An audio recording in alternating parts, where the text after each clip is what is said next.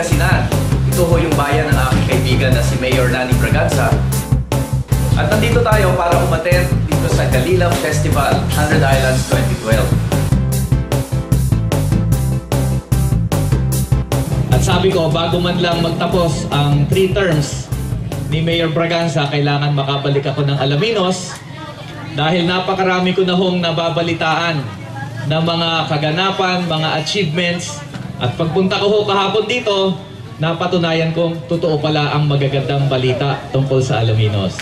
O bilang personal na advocate sa ating agrikultura, sa ating mga magsasaka at mangingisda ay naniniwala na ang isang bayan o ang isang bansa ay hindi uunlad kung hindi niya kayang pakainin ang kanyang sarili.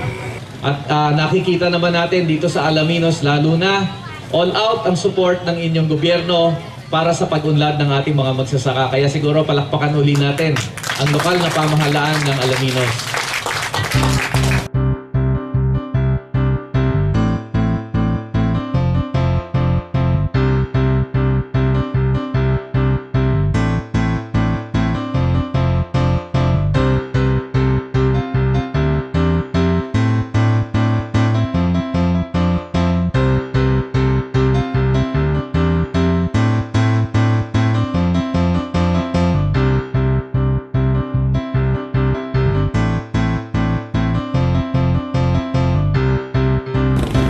Ang ginawa natin dito sa Alaminos City, ang dami nating nakilala, ang dami nating napuntahan at nakita natin ang tuloy-tuloy na pag-unlad at mga achievements ng Alaminos City.